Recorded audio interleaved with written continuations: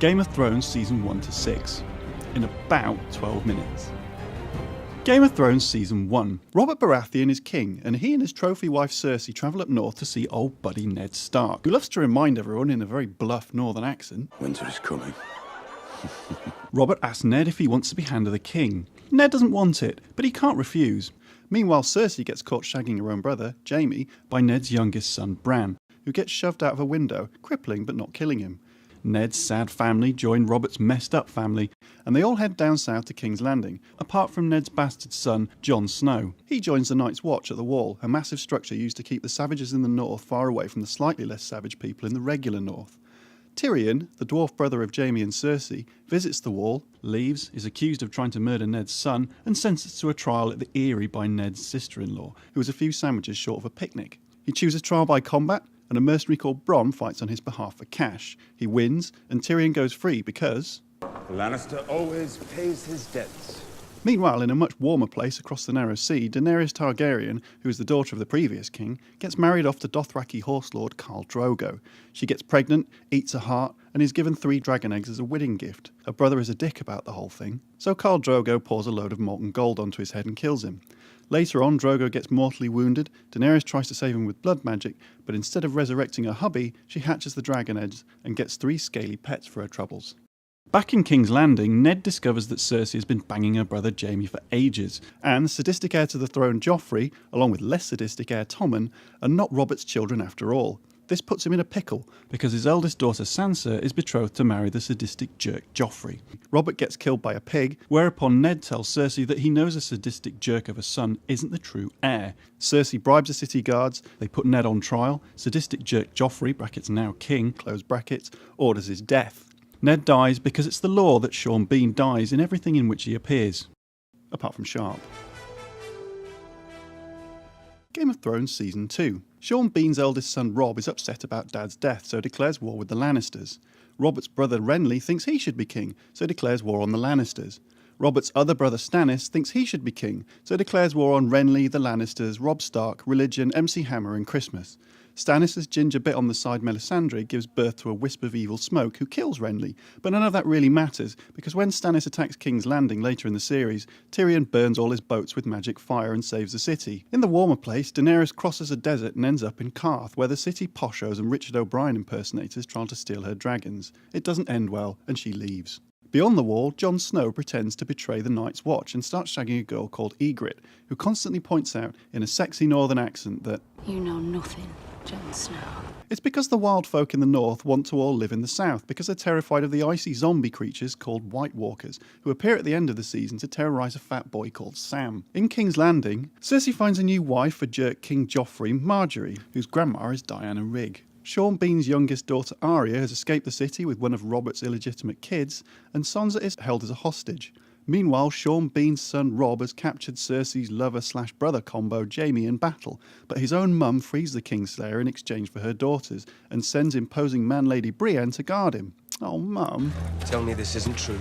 Finally, former ward of Sean Bean Theon Greyjoy, who has a fully working penis at this point, destroys Sean Bean's house and pretends to kill his 2 sons, one of whom was crippled by Jaime Lannister, remember that? And is now carried around by a simpleton who can only say the word Hold on. You mean you sweet giant? Hold on. Game of Thrones Season 3. Robb Stark wins a load of battles, but because he disses Walder Frey by not marrying his daughter, he, his mother, his hot new wife, his unborn child, and most of his men are killed at the Red Wedding. It's pretty shocking.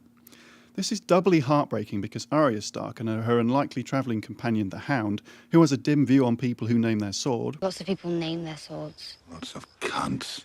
are literally minutes away from being reunited with them. Staying with weddings, back in King's Landing, Tyrion is forced to marry Sansa, who is not keen. Cersei is told to marry Loras Tyrell, who is not so secretly gay, and conniving political wrangler Littlefinger decides to marry Sean Bean's sister-in-law, who is insane. In the hotter place, Daenerys buys an army of eunuchs by tricking their master and then using a dragon to roast him alive. She then commands these Unsullied to kill all the slave owners in the city. She joins forces with a band of mercenaries called the Second Sons, whose leader fancies her, and starts to rule Meereen with her longtime friend Jorah Mormont, who fancies her, and retired knight Sir Barristan Selmy, who probably fancies her but is old enough to be her dad. Elsewhere, Jaime Lannister loses a hand, Theon Greyjoy loses a penis, but gains a master in the form of Roose Bolton's bonkers bastard Ramsay Snow, and gets a new name, Reek. For his troubles, Ramsay gets to become a proper Bolton and helps Dad take over the north. A little further north still, Jon Snow climbs the wall with some wildlings, but when he's asked to prove his loyalty to them by killing a man, he runs away and Ygritte shoots him with a few arrows, but definitely doesn't kill him on purpose, because she still loves him. Game of Thrones Season 4. The season kicks off with jerk King Joffrey getting married to Margaery, although he's poisoned at his own wedding, and because Sansa flees King's Landing with Littlefinger, suspicion falls to her unwilling husband Tyrion. There's a trial, and Tyrion chooses his fate to be decided by combat, again. It just so happens that sex-pest Prince Oberyn of Dorne is in town and looking for revenge for the murder of his sister. He agrees to fight on Tyrion's behalf because his opponent is Gregor Clegane, the man who killed his sibling. The fight doesn't end well for either of them, but Jaime, now returned to King's Landing, frees Tyrion anyway. On his way out, Tyrion strangles his former lover Shae because she's been shagging his father, who he murders with a crossbow while he sat on a Kazi. Over in the warm place, Daenerys is struggling to rule Slavers Bay because her dragons keep barbecuing people, which tends to upset the locals. And Jorah, her best mate, turns out to be a spy sent from King's Landing to keep an eye on her, so she banishes him and locks her dragons in a cave. In the north, Littlefinger smuggles Sansa to the Eyrie, where he marries Ned's sister-in-law to become Lord of the Vale. He then murders Ned's sister-in-law after trying it on with Sansa. Finally, Arya and the Hound decide to part ways after Brienne shows up and has a massive fight with Clegane Jr. and leaves him for dead. Meanwhile, the final Stark, well, I say final, Rickon doesn't really count, Bran, continues his journey of much tedium to the far north, where he finds a magic tree and climbs inside it with his equally tedious travelling companions Meera and Jojen. Finally, there's a massive battle as the army of wildlings try to take the wall, but ultimately fail in an epic fight that sees Jon and Ygritte reunited before she's killed by a child, and he realises, finally, that he genuinely loves her. After the battle, Jon walks out to assassinate the leader of the wildlings, Mance Rayder, but before he gets the chance, Stannis Baratheon turns up with an army he bought by taking a loan out from the bank. Game of Thrones Season 5. Tiny product of incest Tommen is now king, and lovely Margaery is due to marry him. However, there's a group of religious nutbars in King's Landing, and they imprison Cersei for incest, Loras Tyrell for bumming, and Margaery for lying about Loras and being too pretty. Cersei eventually goes free but has to walk back to the Red Keep in the nude, but when she arrives she's greeted by zombie Gregor Clegane, so that's nice. Meanwhile, brother Jaime travels to Dorne with Bronn to rescue his daughter Marcella, but despite agreeing her release, she is killed by the former lover of sex pest Prince Oberyn. Are you keeping up? In the hot place, having smuggled out of King's Landing, Tyrion and Spymaster Varys hook up with Daenerys to join her cause. She's struggling with a rebellion of slave masters, which claims the life of Ser Barristan, so eventually she accepts their help. Ser Jorah wants to be Daenerys' friend again, so he becomes a gladiator, like Russell Crowe, fights in a tournament to win her trust, and then foils an assassination attempt on her life.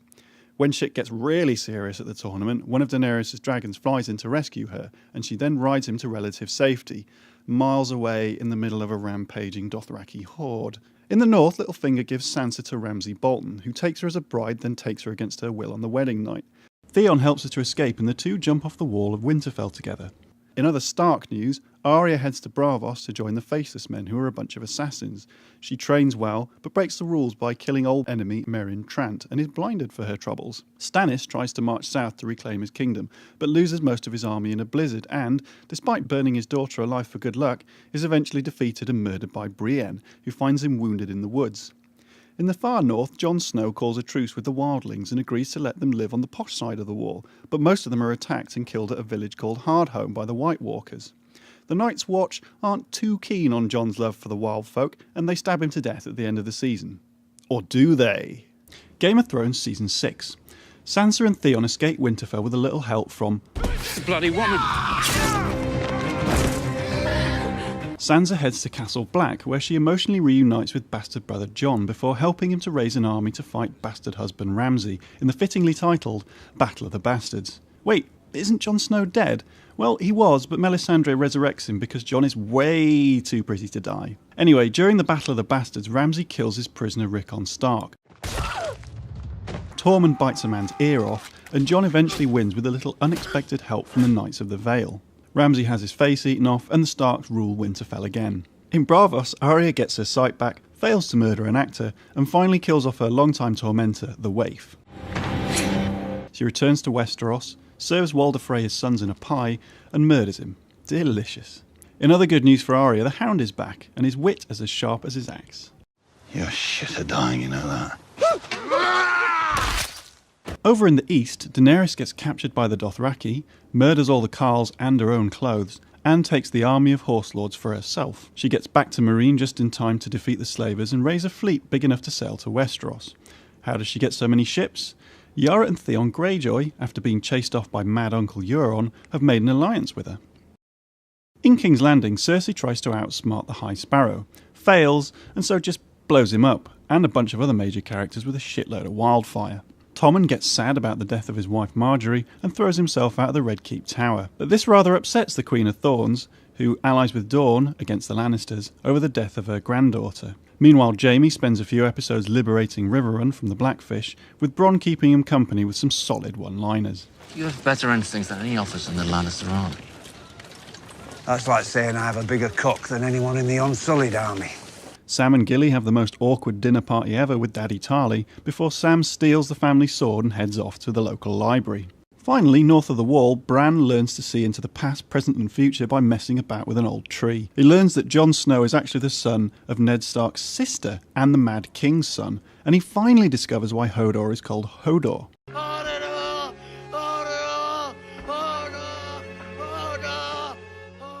Yes, Hodor means hold the door, which is what Meera shouts as the gentle giant sacrifices himself to allow her and Bran to escape an attack from the Night King, in a scene I could barely watch through all the tears. That's it for Game of Thrones Season 1 to 6. If you want all the latest on Game of Thrones Season 7, just hit subscribe. And if you're wondering what happened to Gendry, well, he's still rowing his boat.